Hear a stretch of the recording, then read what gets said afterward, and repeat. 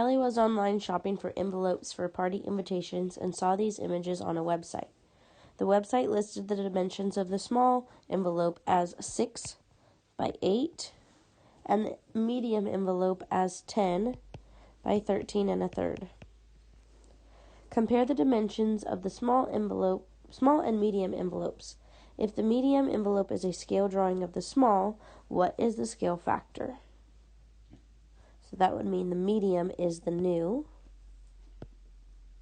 and the small is the original. So we are going to take 10 and divide it by 6 because those two are the heights, and then 13 1/3 and divide it by 8 because those are the widths.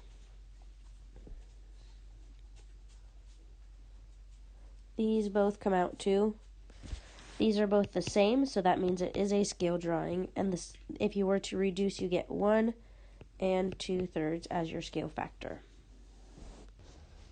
B says if the large envelope was created based on the dimensions of the small envelope, using a scale factor of 250%, find the dimensions of the large envelope.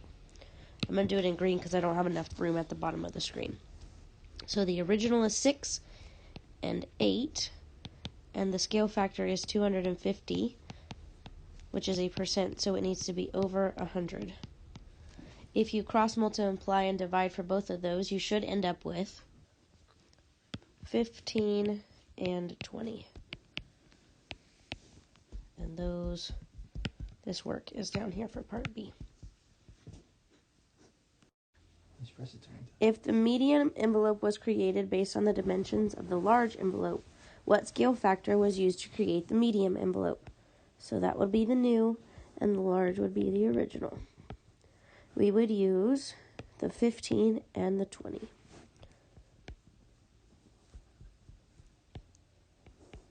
Did you say that right?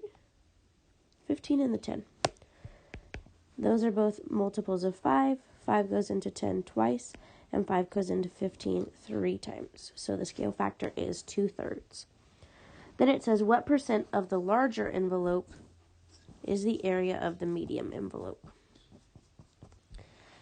To find the percent of the area, we are going to take that scale factor and we are going to square it. 2 squared is 4, and 3 squared is 9. But then we're going to change that into a percent. Percents are always out of 100.